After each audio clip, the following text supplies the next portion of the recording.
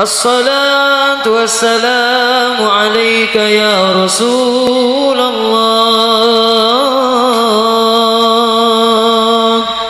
الصلاة والسلام عليك يا حبيب الله.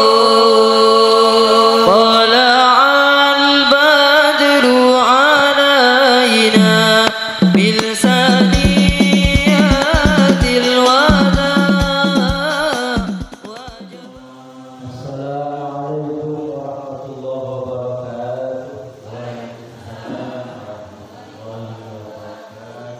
بسم الله والحمد لله الذي فقه في دينه من صفاه من العلماء الأعلام. أشهد أن لا إله إلا الله وحده لا شريك له الملك العلام، وأشهد أن سيدنا محمدا عبده ورسوله المبعوث رحمة للأنام. اللهم صل وسلم على سيدنا وحبيبنا وشفيعنا وقرة أعيننا ومولانا نبينا محمد وعلى آله وأصحابه الذين هم صابح الظلم. قالوا سبحانك لا علم لنا إلا ما علمتنا إنك أنت العليم الحكيم. أما بعد، فقد قال الله تعالى في كتابه الكريم: أعوذ بالله من الشيطان الرجيم. إن الله وملائكته يصلون على النبي يا أيها الذين آمنوا صلوا عليه وسلموا تسليما. اللهم صل على سيدنا محمد وعلى آل سيدنا محمد صلاة تملأ بخزائن الله نورا وتكون لنا وللمؤمنين فرجا وفرحا وسرورا. وصلي وسلم تسليما كثيرا. اللهم يا فتاح ويا عليم، يا فتاح ويا عليم، يا فتاح ويا عليم. اللهم الهمنا علما نفقه به أوامرك ونواهيك، وارزقنا فهما نعلم كيف نناجيك يا أرحم الراحمين. اللهم اكرمنا بنور الفهم واخرجنا من ظلمات الوهم، وافتح لنا أبواب رحمتك وباب علمك، وانشر علينا حكمتك يا أرحم الراحمين. رب اشرح لي صدري ويسر لي أمري واحلل عقدة من لساني يفقهوا قولي. وصلى الله على سيدنا محمد والحمد لله رب العالمين. يا ربي بالمصطفى بلغ مقاصدنا واغفر لنا ما مضى يا واسع الكرم يا رب.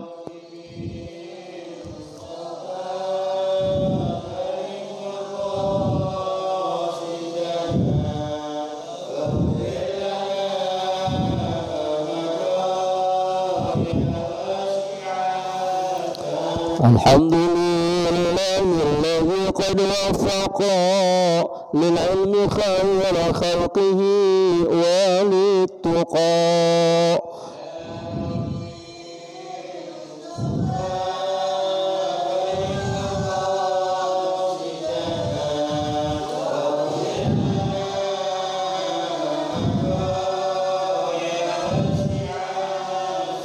حتى نحت قلوبهم لنهوه فمن عظيم شأنه لم تحوه.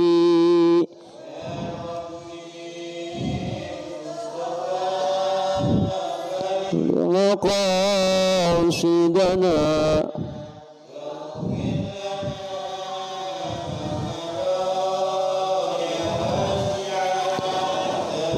محمد سيد الكونين والثقلين والفريقين من عرب ومن عجم.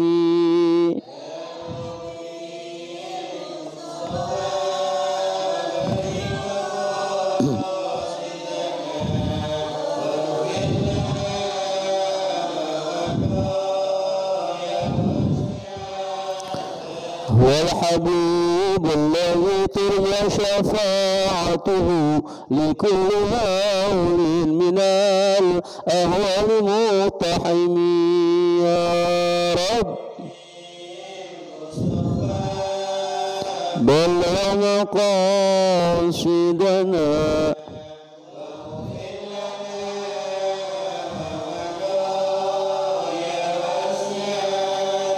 يا أرحم الراحمين يا أرحم الراحمين يا أرحم الراحمين فرج على المسلمين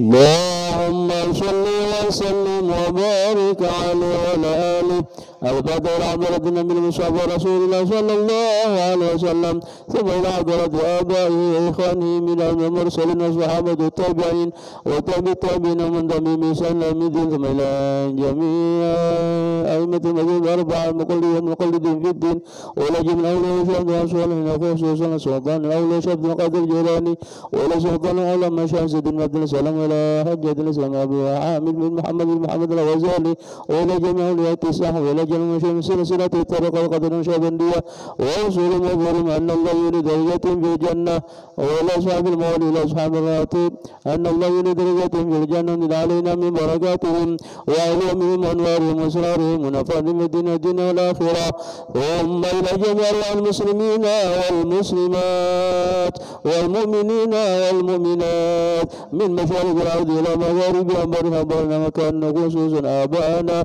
وأمتنا أجدادنا جداتنا أمامنا أماتنا أخواننا أخواناتنا وأخواننا أخواتنا خصوصا المرحومين والمرحومات من هذه الجماعة مجيد نور على نور الله واغفر لهم وارحمهم وعافهم واعف عنهم وجعل جنة مثواهم وجعل قبورهم ووضع من رياض الجنان ثم الفاتحة نسأل الله جل وفقنا ووالدينا وأساتذتنا ومشايخنا ومعلمينا وأحبابنا المحبوبين وإلى جميع إخواننا وأخواتنا أبنائنا وبناتنا زوجاتنا لمن أنصانا بالدعاء لمن عادانا أن الله يوفقنا وإياهم بالصحة والعافية والسعادة والبركة والخير واجعلنا من الخير وأحسن مرادنا بالخير جعلنا للخير وذابنا الشر ثم إلى حضرة النبي المصطفى رسول الله صلى الله عليه وسلم الفاتحة. أعوذ بالله من الشيطان الرجيم بسم الله الرحمن الرحيم الحمد لله رب العالمين الرحمن الرحيم مالك يوم الدين إياك نعبد وإياك نستعين اهدنا الصراط المستقيم صراط الذين أنعمت عليهم غير المغضوب عليهم ولا الضالين آمين آمين يا الله يا رب العالمين. حضرات الأساتذة والحجاج المكرمين والآباء المحترمين والأمهات المحترمات, segenap para bapak dan ibu, hadirin hadirat jamaah Masjid Nurun ala Nurin, wabil khusus segenap bawahan kemakmuran masjid, mudah-mudahan kita semua hadir senantiasa mendapatkan curahan rahmat dan barakahnya Allah Subhanahu wa taala. Puji syukur kita panjatkan kehadirat Allah Subhanahu wa taala. Alhamdulillahirabbil alamin. Shalawat dan salam mudah-mudahan tetap tercurah limpahkan kepada junjungan kita Nabi besar Muhammad sallallahu alaihi wasallam serta keluarganya, para sahabatnya dan kepada seluruh umatnya, termasuk kita mudah-mudahan di yaumil qiyamah nanti mendapatkan syafaatnya. Amin ya Allah ya rabbal alamin. Kita lanjutkan kajian hadis kita melalui kitab Riyadhus Shalihin, tamannya orang-orang soleh, itu judul kitab kita ya. Mudah-mudahan perkumpulan kita ini merupakan Riyadhus Shalihin, tamannya orang-orang soleh. Amin ya rabbal alamin. Judul yang baru, bayan jama'atus syuhada fi thawabil akhirah wa ghassaluna yusalli alaihim bi khilafil qatil fi harbil kufar, yang kira-kira maknanya adalah macam-macam orang mati syahid. Bismillahirrahmanirrahim.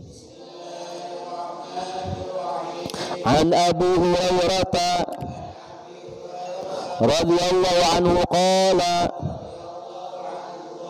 qala Rasulullah sallallahu alaihi wasallam Asyhada'u khamsatun. Al-mat'unu wal mabtunu wal ghariqu wa sahibul hadmi wasyahidu fi sabilillahi. Sadaqa Rasulullah sallallahu alaihi wasallam. Muttafaqun alaih.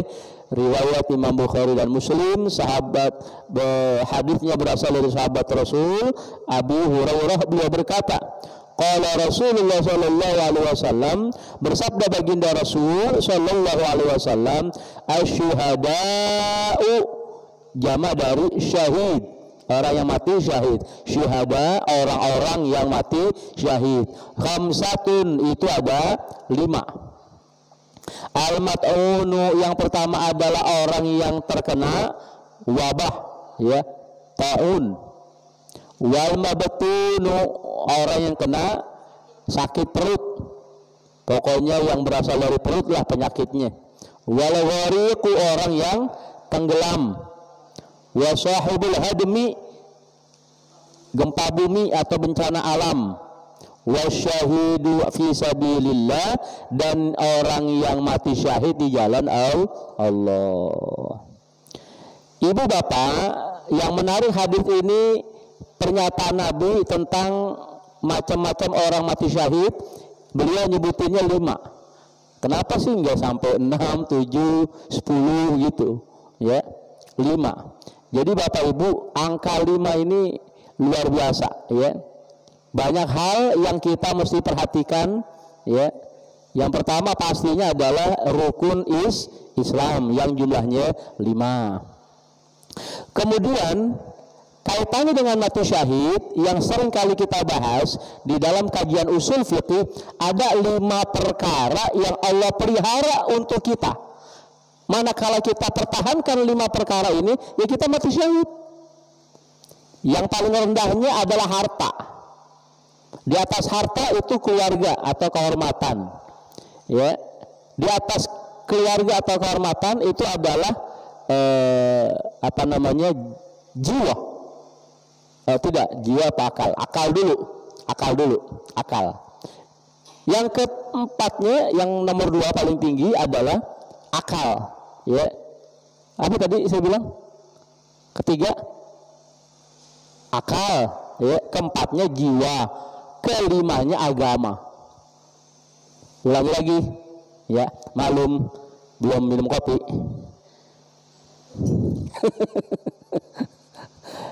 Ya, silakan dicatat. Yang paling rendahnya harta, di atasnya harta, keluarga atau kehormatan, ya. Tiganya akal, keempatnya jiwa, paling tinggi nomor 1-nya agama, gitu. Kita ngitungnya dari bawah. Kenapa? Ya itu yang paling rendah. Kalau boleh kita balik begini, di dalam kita mencari harta tidak boleh mengorbankan yang lebih tingginya. Apa itu? Keluarga. Ya, di dalam kita mencari harta jangan mengorbankan keluarga atau kehormatan. Berapa banyak orang mencari harta tidak mempedulikan keluarganya, tidak mempedulikan kehormatannya, iya kan? Dia jual diri misalkan, ya, macam-macam lah. Di dalam menjaga keluarga dan atau kehormatan, ya, ini tidak boleh mengorbankan akal. Mohon maaf, orang banyak berebut jabatan, ya enggak? Kan kehormatan itu demi keluarga, tapi dia seringkali mengorbankan akal, ya kan? Mengorbankan akal, nggak sehat mainnya, nggak sehat menuju kehormatan jabatannya, itu nggak sehat. Maka ada namanya money politik, gitu kan, politik uang dan lain sebagainya, rasuah atau riswah, sogok menyogok, itu namanya mengabaikan akal. Di dalam kita menjaga akal, nggak boleh mengorbankan yang lebih tingginya lagi adalah jiwa. Maka orang gila yang nggak punya akal, dia nggak boleh dibunuh, biarkan dia hidup, karena dia masih punya hak apa? hak jiwa. Hak jiwa, hak hidup. Nah, di dalam menjaga jiwa dari kelaparan misalkan, iya, nggak boleh mengorbankan yang paling tinggi, agama.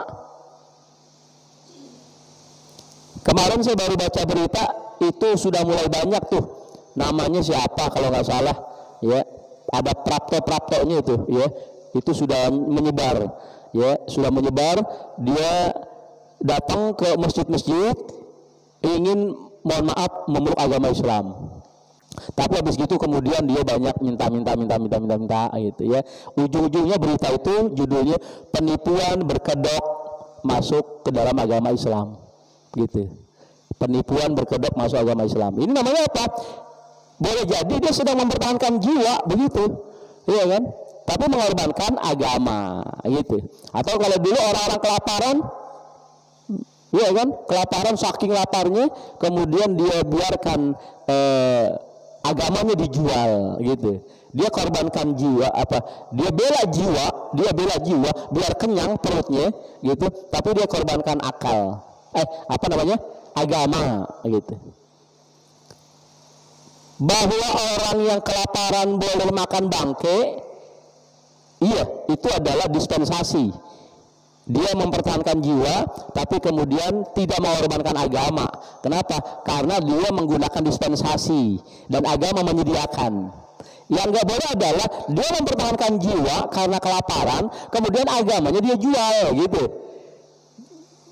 Dia beranikan diri keluar dari Islam, yang penting dapat duit, kan gitu. Dulu kan ada istilah gitu kan, ditukar pakai mie, kan gitu ya. Nah, inilah kelima hal, Bapak Ibu, yang dipelihara oleh Allah, yang hukumnya wajib bagi kita menjaganya. Nanti kita ketemu hadis dalam kesempatan hari ini. Subhanallah, bab ini macam-macam orang mati syahid. Hadis pertama ada 5 macam, ya. Kemudian jumlah hadisnya oleh penulis kitab ini dikumpulkan ada 5 hadis juga, ya. Nah, ini angka 5 ini, gitu. Nanti kita ketemu hadis orang yang menjaga harta dari perampokan, terbunuh, syahid dia, gitu ya. Nah, itu pertama saya bahas dari hal yang mencuri perhatian kita dulu, yaitu angka 5 nih. Rukun Islamnya 5, kemudian namanya umur daruriyah, perkara-perkara darurat yang dipelihara oleh Allah untuk kita. 5 hal tadi wajib hukumnya kita juga menjaganya, memeliharanya. Jaga harta, jaga keluarga.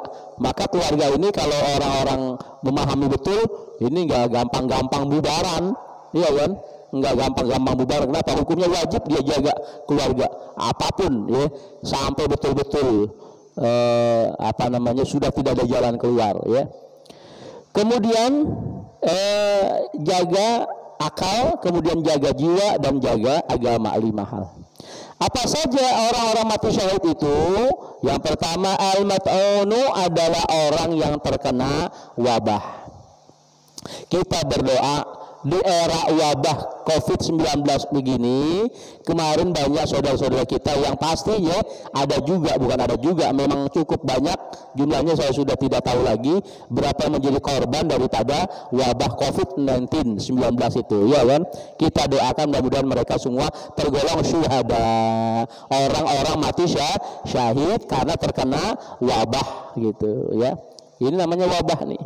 Walaupun nanti ketemu dengan perselisihan bahwa wabah zaman Nabi itu keluar rumah binasa, gitu ya. Nah, kalau sekarang ini dianggapnya wabahnya belum seperti zaman Nabi dulu, gitu kan. Kemudian juga dari persentase korban, ya.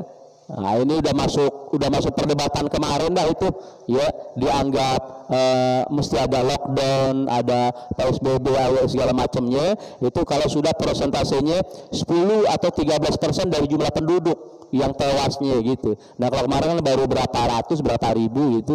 Nah, tapi kita nggak mau berdebat itu, ya. Itu sudah kita lalui kemarin, dan hari ini juga, saat ini juga di beberapa daerah masih sangat memprihatinkan, gitu. Maka kita keluar dari perdebatan, ya kita yang penting mendoakan saja, ya semoga keadaan kita makin baik dan lebih baik lagi, lebih kondusif lagi. Ya ada korban dari saudara-saudara kita doakan mereka mati syahid. Kemudian ada penyimpangan, penyelewengan yang bukan COVID, misalkan dikategorikan COVID. Nah ini mudah-mudahan Allah berikan petunjuk kepada mereka semua gitu ya. Wal mabtunu, dan yang kedua orang mati syahid itu adalah mabtun. Apa itu mabtun? Sakit perut. Nah, namanya sakit perut, ya sudah apapun jenis penyakitnya yang bersumber dari perut. Pertanyaan kita, kenapa orang sakit perut ini mati syahid? Bapak Ibu, ayo silakan dikalkulasi kira-kira ya. Mana yang betul-betul paling menderita kita dalam penyakit? Ya semua penyakit menderita ya. Paling sakit gigi. Sakit gigi mana sakit gigi? Sakit gigi ya memang nyakitan juga sakit gigi ya. Tapi kalau perut itu lebih kayaknya dari sakit gigi ya. Ya enggak? Sebab perut itu maidah itu tempat makanan, juga sumber penyakit. Nah gitu. Jadi perut dikatakan sebagai sumber penyakit. Berarti dari perut bisa merembet penyakit-penyakit yang lain gitu. Ya, maka kenapa itu kemudian dikategorikan sebagai penyebab orang mati syahid. Ditambah lagi dari perut itulah kemudian adanya perjalanan kehidupan, reproduksi. Nah, maka ibu-ibu yang mengandung, ibu-ibu yang hamil, ibu-ibu yang melahirkan, kemudian apakah ketika kehamilan, ya, ketika masa kandungan, atau bahkan ketika perjuangan hidup dan mati melahirkan, itu kategorinya jelas-jelas mati syahid. Jadi dari situ sumbernya, dari perut gitu.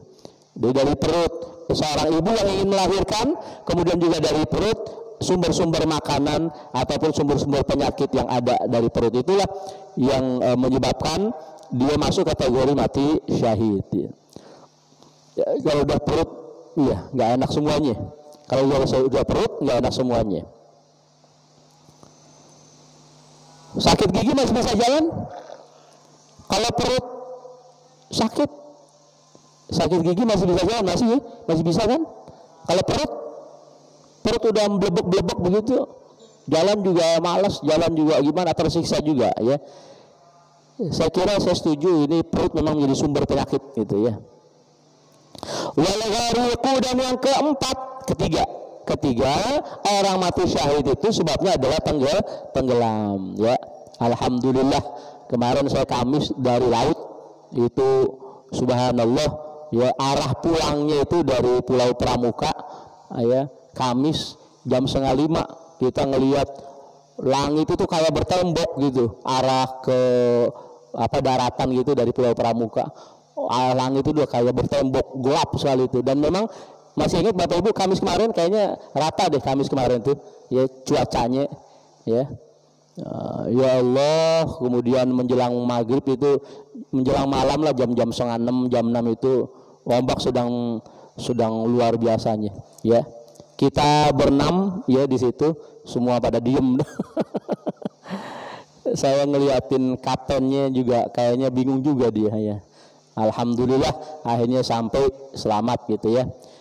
Ketika kedalaman, kan kelihatan tuh, ketika kedalaman sudah 30 ke bawah, 30 meter, 25 meter, tuh kapten baru ngomong, saya duduk di samping kapten gitu kan. Alhamdulillah Pak Ustadz katanya begitu.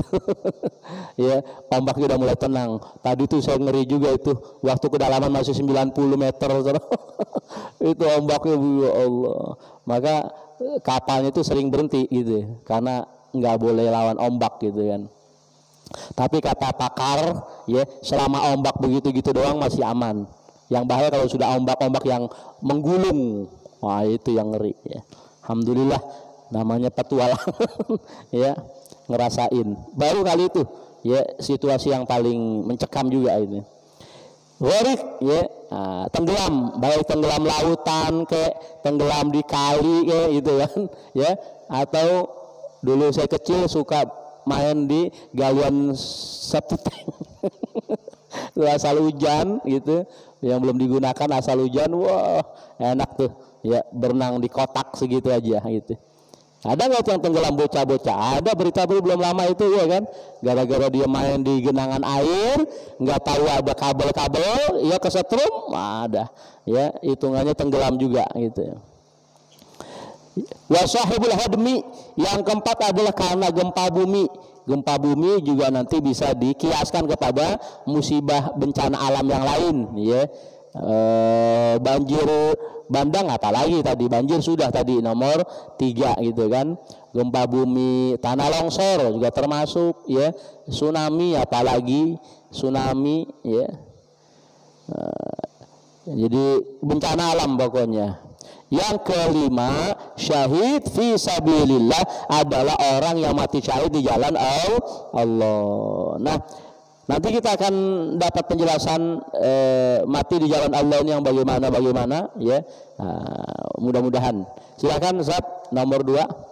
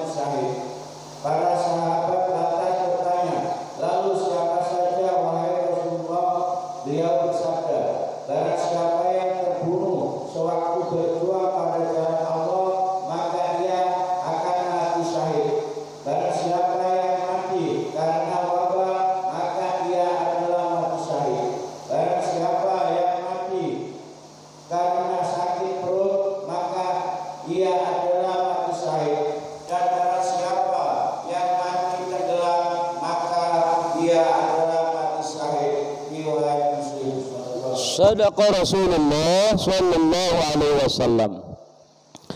Hadis kedua makin jelas karena terjadi dialog singkat antara baginda Rasul dengan para sahabat terkait dengan klasifikasi orang-orang mati syahid.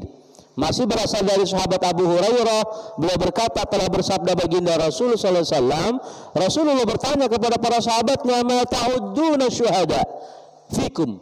Ya, wahai para sahabatku, apa itu dan siapa itu orang-orang tergolong mati syahid menurut kalian? Ya, qalu, mereka menjawab, ya Rasulullah, man qutila fi sabilillah fa huwa syahid. Kata para sahabat, orang yang mati di jalan Allah itulah dia yang syahid. Qala alhamdulillah, ya. Bersabda Rasul, kita bersyukur gitu kan, alhamdulillah, karena Rasulullah memperluas kategori orang-orang mati syahid. Kalau para sahabat bilang orang mati syahid itu yang adalah mati di jalan Allah, kata Rasul, inna syuhada ummati idzan laqalilun. Kalau begitu dikit dong gitu. Kalau begitu dikit dong umatku yang tergolong mati syahid. Nih diantara bukti cinta dan sayangnya Rasul kepada umatnya. Dia kepengen kategori-kategori penilaian itu dipermudah supaya umatnya banyak masuk dalam kebaikan-kebaikan begitu. Ini persis kayak guru di pesantren gitu. Kita di pesantren itu rapat kenaikan kelas, rapat kelulusan, itu kita mencoba mengkategorikan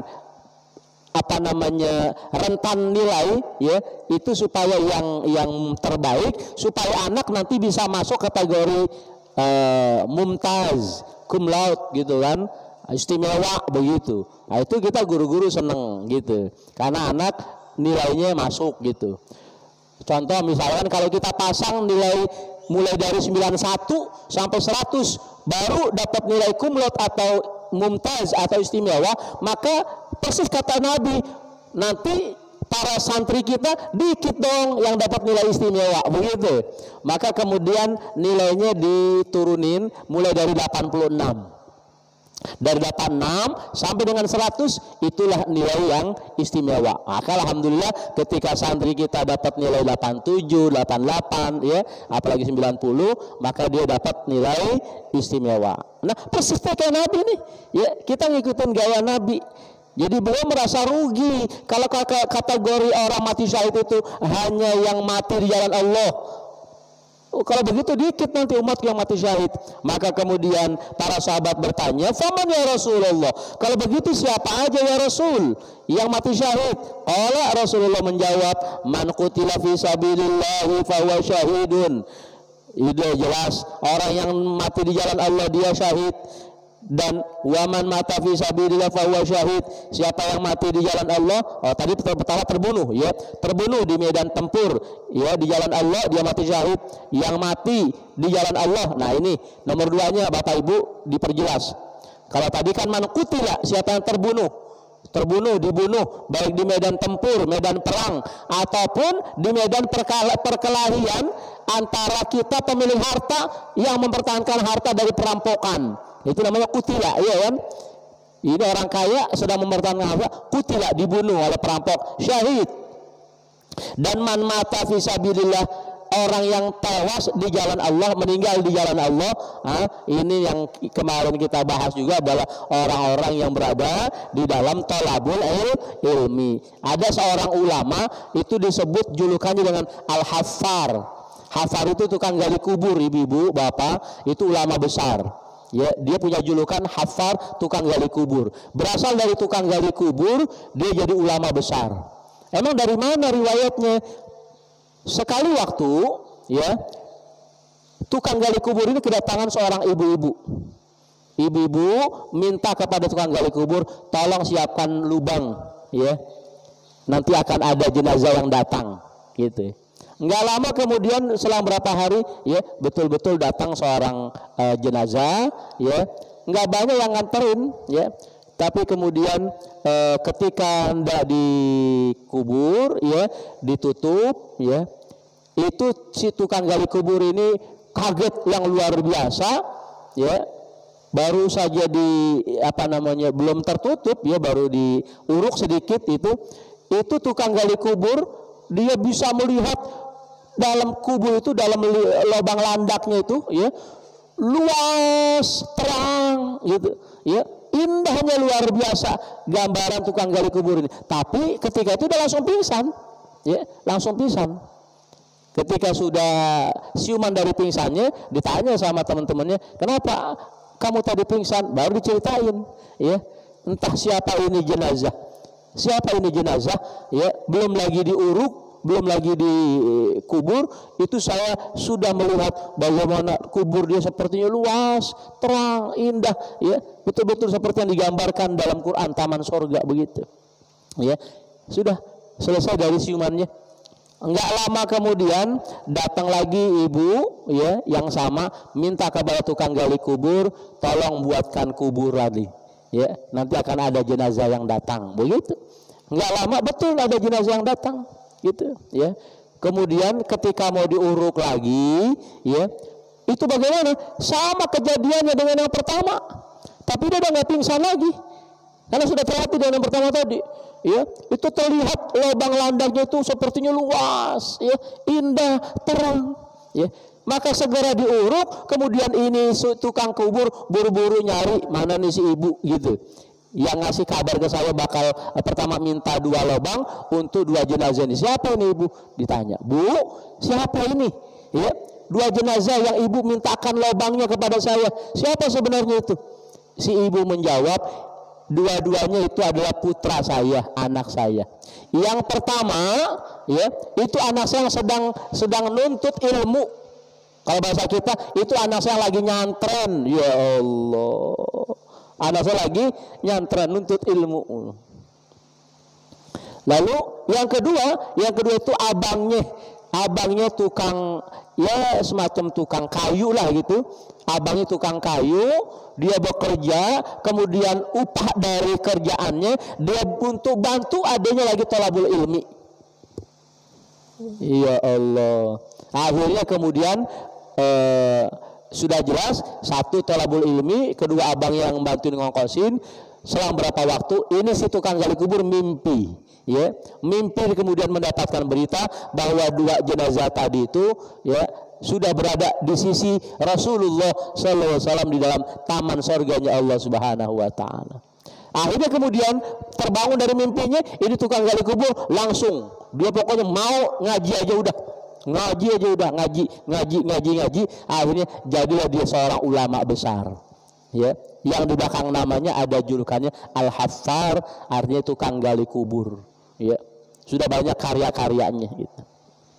Nah, Bapak Ibu jamaah yang mulia, jadi begitu besar jaminan untuk orang yang nuntut ilmu ataupun yang ngongkosin buat nuntut ilmu, ya, ngongkosin. Saya masih ingat itu ketika saya nyantri 90, ya, tahun 90, ya, baru mau berangkat pertama kali sama tetangga depan rumah abah saya itu tukang nasi uduk, ya. Itu ketemu di jalanan, ya, kita mau pamit. Saya masih ingat dia ngasih duit 1.000 perak, ya, 1.000 perak, ya Allah, ya. Saya yakin itu 1.000 peraknya manfaat buat beliau almarhumah itu, ya, sudah almarhumah beberapa waktu, udah lama sekali. Ya, nah masih banyak lagi hal-hal yang bisa kita manfaatkan daripada media-media, sarana-sarana yang datangnya dari kecintaan Rasulullah Shallallahu Alaihi Wasallam, yang beliau kepengen betul-betul umatnya banyak yang matinya tergolong mati syahid. Amin ya Rabbal. Ya, yang penting kita istiqomah aja udah, gitu, ngaji. Apalagi zaman model kayak gini sekarang ini, sekolahan bingung kita, ya, bingung. Sekolahan ini terancam, ya, karena sudah ada yang namanya by online, by daring gitu kan. Nah, ini sekolah nanti secara fisik bisa ditinggalkan, ya, karena siswanya udah bisa sekolah dari jarak jauh. Kalau dari jarak jauh udah bisa sekolah, kenapa harus ke ini kan gitu. Nah, tapi masih ada satu media thalabul ilmi, yaitu pesantren, yang betul-betul mempertahankan bagaimana thalabul ilmi itu harus muwajah, adanya tatap muka, ya, adanya bin nazar, saling memandang, ya, maksudnya memperhatikan bacaan, apakah itu bacaan Quran, bacaan hadis dan sebagainya, pokoknya ada tatap muka. Itulah media thalabul ilmi yang betul-betul dipertahankan oleh para ulama kita yang sesuai dengan sunnah Rasulullah Shallallahu Alaihi Wasallam. Ya, di situ ada keberkahan, ya, ada keberkahan. Bukan sekedar untuk mencari bisa atau tidak bisa, ya, pinter atau tidak pinter, tapi yang pasti bahwa kita hanya menjalankan tugas, yaitu thalabul ilmi. Nanti Allah yang mencerdaskan kita. Wattaqullah wa yu'allimukumullah. Bertakwa sajalah sudah kepada Allah, ya, nuntut ilmu, ngaji di mana aja, ya, insyaallah nanti Allah yang mencerdaskan kita. Amin ya rabbal alamin. Kalau tidak kita, ibu-ibu, nanti anak-anak kita. Kalau enggak anak-anak kita, yakin nanti cucu-cucu kita. Terus pokoknya sebuah keluarga ada generasi yang begitu peduli dengan thalabul ilmi, maka yakinlah nanti keturunannya akan ada yang melanjutkannya. Amin ya rabbal alamin. Bismillahirrahmanirrahim. Wa an Abdullah ibni Amr ibni al-Asi radhiyallahu anhuma qala qala Rasulullah sallallahu alaihi wasallam man qutila duna malihi fa huwa syahidun. Sadaqa Rasulullah sallallahu alaihi wasallam. Hadis dari Imam Bukhari dan Muslim muttafaqun alaih dari sahabat Abdullah bin Amr bin As. Beliau berkata, bersabda baginda Rasulullah sallallahu alaihi wasallam, man siapa orang kutila yang terbunuh duna mali tanpa hartanya fahuwa syahidun, maka dia tergolong mati syahid. Artinya orang yang sedang mempertahankan harta, menjaga harta, termasuk yang sedang menjemput harta, menjemput nafkah, menjemput karunia Allah, ya. Itu semua jikalau andai kata memang sudah tidak ada umur, ya, maka ditetapkan orang-orang tersebut adalah mati syahid, ya. Mempertahankan harta jelas seperti yang kita bahas tadi di awal, ya. Jadi siapapun kita hukumnya wajib menjaga harta dari ancaman-ancaman perampokan, pencurian dan sebagainya, karena itu adalah hal yang kelima yang dipertahankan, yang dipelihara oleh Allah Subhanahu wa taala, ya. Nah, yang penting bagi kita nanti dalam persoalan berikutnya kita tidak ngoyo di dalam kita menjalani kehidupan di dunia ini. Jangan semuanya karena harta semata-mata, tetapi betul-betul ini di akhir bulan Zulhijjah kita ambil hikmah daripada perjalanan ibadah haji. Kita pasang niat aja udah, ya. Kalau orang berhaji pasang niat, al-hajju al-qasdu, niat untuk menjalani kehidupan, niat menjalani syariat Allah, ya kan, menjemput nafkah, ya, menjalankan tugas dan kewajiban kita. Nanti urusan harta biarlah Allah, ya, itu urusan Allah, ya. Maka silakan Bapak Ibu ditambahin dalam rangkaian sholat duhanya, ditambahin dalam rangkaian sholat duhanya di sujud terakhir sebelum salam, ya. Kita sholat duhanya 2 rakaat boleh, mau 2, 4, 6, 8, 12 sempurna sampai 12. Nggak sanggup 12, 8, nggak sanggup 8, 6, 4 dan terus. Yang penting setiap kali sujud terakhir, ya, sebelum salam, subhana rabbiyal a'la wa bihamdi 3 kali, tambahin dengan ya wahab ya wahab ya wahab ya wahab 12 kali.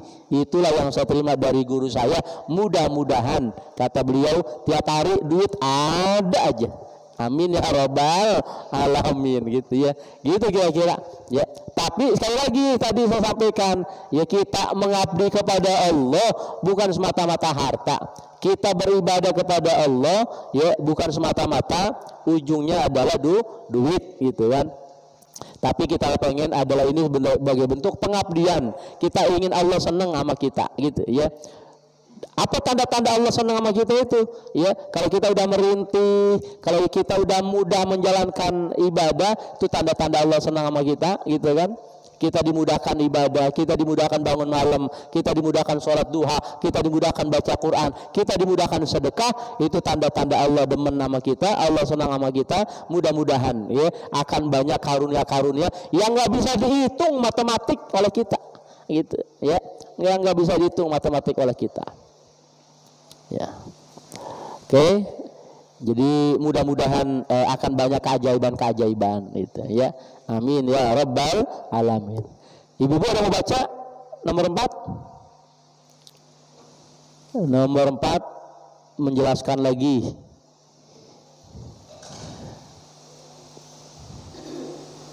Bismillahirrahmanirrahim.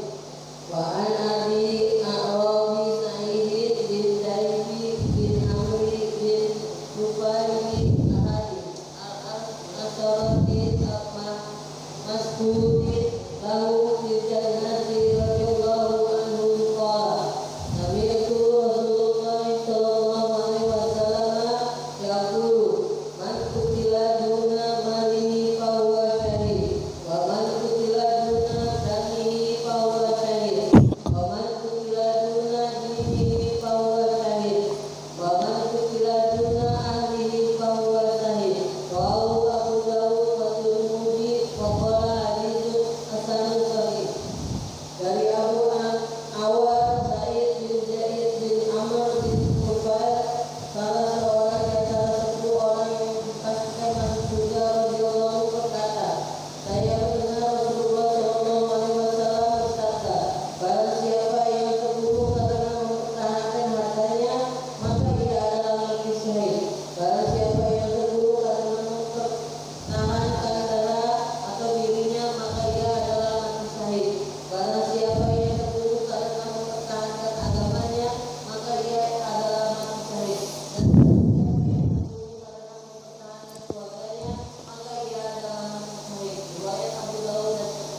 Shadaqa Rasulullah sallallahu alaihi wasallam. Hadis yang keempat memperjelas lagi dari Abi Al-A'war Sa'id bin Zaid bin Amr ibn Nufail, salah seorang yang termasuk mendapatkan janji Allah, ya, salah seorang daripada 10 orang yang mati syahid, lahum bil jannah, mendapatkan kabar gembira masuk ke dalam surganya Allah Subhanahu wa taala. Ya, beliau berkata, sami'tu Rasulullah sallallahu alaihi wasallam yaqul, aku pernah mendengar Rasulullah bersabda, man qutila duna malihi fa huwa syahidun, ya, wa man qutila duna damihi fa huwa syahidun, wa man qutila dinihi fa huwa syahidun, wa man qutila duna ali fa huwa syahidun. Ada 4, ya. Pertama, mati mempertahankan harta, kedua mati mempertahankan diri, ya, mempertahankan diri karena itu di sana adalah mengalirkan darah gitu. Kemudian mempertahankan agama dan memelihara atau menjaga keluarga, ya, 4. Kalau tadi yang di depan kita bahas 5, harta, keluarga, akal. Akal ini nggak masuk dalam hadis nomor 4, langsung ke jiwa. Jadi yang nomor 2 tadi Ibu, man qutila duna damihi, ya, mempertahankan jiwa berarti, ya, darahnya itu maksudnya jiwa, ya. Dia mati syahid juga. Dan yang kelima adalah agama. Itu ada pada nomor 3 di hadis ini, ya. Jadi kalau kita urutin harta, kemudian jiwa, agama, dan keluarga. Ini yang tersebut di dalam hadis baginda Rasulullah Shallallahu Alaihi Wasallam. Tapi kita ngikutin apa yang sudah diistihadkan para ulama, ya. Ulama mengkategorikannya tadi 5 begitu urutannya, ya.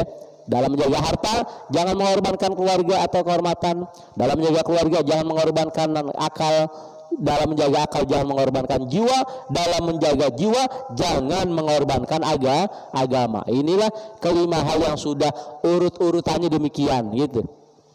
Kayak Pancasila, ya, ini juga para ulama kita bukan ulama sembarangan, ya. Model hari Ahad ini Habib Ali Kuitang misalkan, itu juga bukan tergolong, memang pejuang juga. Beliau yang pernah juga menampung daripada Presiden Soekarno, gitu kan. Ini juga akhirnya para pendiri negeri ini, ya, dengan merintis kemerdekaannya, kemudian menjadikan ideologi negara bernama Pancasila, ya, subhanallah, dari 5 sila ini sudah berurutan, nggak boleh diacak-acak, gitu. Yang jadi pemikiran kita, kenapa para pendiri negara kita yang notabene mereka memang kebanyakan ulama tidak menaruh persatuan Indonesia pada sila nomor 1 misalkan. Kan waktu itu negara butuh apa? Butuh persatuan. Tapi justru persatuan ditaruh pada sila ketiga. Sila yang pertamanya para ulama lebih memilih daripada ketuhanan yang Maha Esa. Maknanya apa ini? Begitu kuat tauhid akidah daripada para pendiri negeri ini yang mayoritas adalah para ulama, ya, para guru-guru kita ini, dan berkeyakinan bahwa nikmat kemerdekaan ini tidak lain adalah karena karunia daripada Allah Subhanahu wa taala. Kemudian dituangkan, sila pertama dituangkan pada pembukaan UUD 45 pada alinea ketiga, atas berkat rahmat Allah dan dengan didoakan oleh keinginan luhur supaya berkibar kekuasaan bebas, maka dengan ini rakyat Indonesia menyatakan kemerdekaannya. Kapan? Besok 17 Agustus, ya kan? Ya, ngajinya mantep ini kemana-mana, ya, dari laut sampai ke 17-an gitu, ya. Ya bukan, ini memang nyambung semua, ya, nyambung. Kita lagi ngomongin 5 hal orang-orang mati syahid, ya, 5 hal yang dipelihara oleh Allah, ya. Kemudian 5 hal daripada negara kita, karena kita hidup juga nggak bisa melulu akhirat, gitu, ya. Nah, ini tambahan lagi kaitannya dengan dunia dan akhirat ini, ya. Ibu-ibu, bapak terutama, ya, silakan diamalkan. Dalam kitab Misbahul Zalam itu ada sebuah amalan dari Nabi kita Rasulullah sallallahu alaihi wasallam. Beliau bersabda, ya, siapa yang baca man qara'a ba'da sholatil Jumat, siapa yang baca setelah sholat Jumat qul huwallahu ahad 100 kali, kemudian sholawat kepada Nabi 100 kali, maka kemudian kata Nabi, Allah akan berikan dia hajatnya, ya, 100, hajatnya dikabulkan 100, 70 hajat akhirat, 30 hajat dunia. Nah, ini yang saya mau ngomong. Ya, jadi kita nggak bisa melulu akhirat gitu, kemudian melupakan dunia. Ya, ini ada dalam hadis, siapa yang baca kulhu 100 kali, ya sholawat 100 kali setelah sholat Jumat, maka mohonkan, ya, mohon yakin kepada Allah dengan wasilah Sayyidina Rasul, ya, dengan hadisnya kita yakinkan. Rasulullah menyatakan Allah akan berikan dia kelancaran perkara 2 kali Jumat, ya, atau di antara mabaina Jumatain, dan Allah akan berikan dia daripada hajatnya 100. Dari 100 hajat 70 adalah hajat akhirat, 30 hajat dunia. Amin ya rabbal alamin, ya. Jadi saya kira luar biasa kita kaitkan 5 hal tadi, termasuk kepada juga daripada dasar negara kita, ya, Pancasila, yang besok insya Allah kita akan merasakan kembali nikmat kemerdekaan ini, ya, yang semuanya berdasarkan atas berkat rahmat Allah. Silakan Ustaz, nomor 5 terakhir.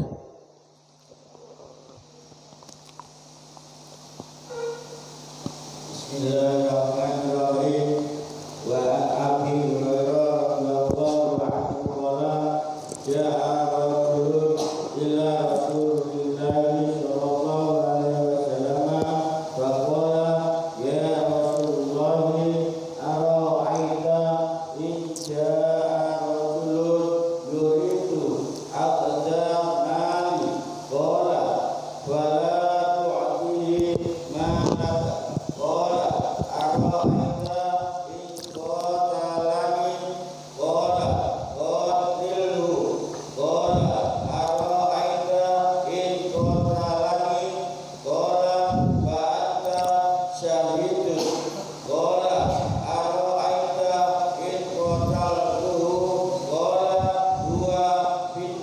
Ya, cukup. Shadaqa Rasulullah SAW. Terima kasih. Dari Abu Hurairah, beliau berkata, telah datang seseorang kepada Rasulullah SAW. Faqala, kemudian berkata, ya Rasulullah, wahai Rasulullah, ara'aita, bagaimana pendapatmu, in ja'a rajulun, jikalau datang seseorang, yuridu akhdha mali, dia pengen ngambil hartaku. Qala, Rasulullah menjawab, fala tu'tihi, jangan kau kasih, ya, malaka hartamu, jangan diberikan, ya. Qala, ara'aita in qatalani, bagaimana pendapatmu ya Rasul jikalau dia membunuhku? Qala, qatilhu, kata Rasul, lawan, ya, lawan, balik aja udah, ya, bunuh juga nggak apa-apa. Qala ara'aita in qatalani, bagaimana pendapatmu ya Rasul kalau ternyata aku yang terbunuh? Qala fa anta syahid, ya, maka engkau mati syahid. Qala ara'aita in qataltuhu, lalu bagaimana pendapatmu ya Rasul kalau ternyata aku yang berhasil membunuhnya? Qala huwa finnar, Rasul jawab, maka dia tadi, si pencuri, si perampok yang mau ngambil hartamu, dia masuk neraka.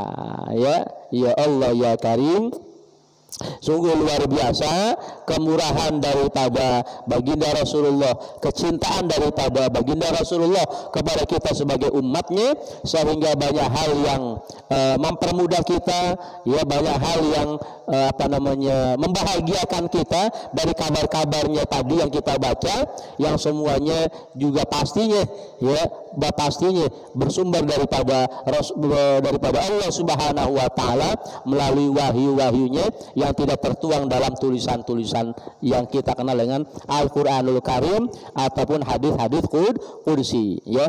Jadi ini pasti sudah menjadi ketetapan Allah Subhanahu wa taala.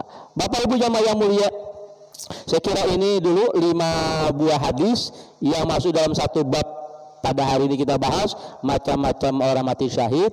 Kesimpulannya adalah orang yang kena wabah, yang sakit perut, tenggelam, kena bencana alam, dan orang yang meninggal dunia di jalan Allah, bisa dalam medan pertempuran, bisa dalam menjaga hartanya, bisa menjaga jiwanya, bisa menjaga agamanya, bisa juga sedang tolabul ilmi, ataupun seperti tadi menjaga harta, menjemput nafkah, menjemput karunia Allah, ya, mencari nafkah dan seterusnya.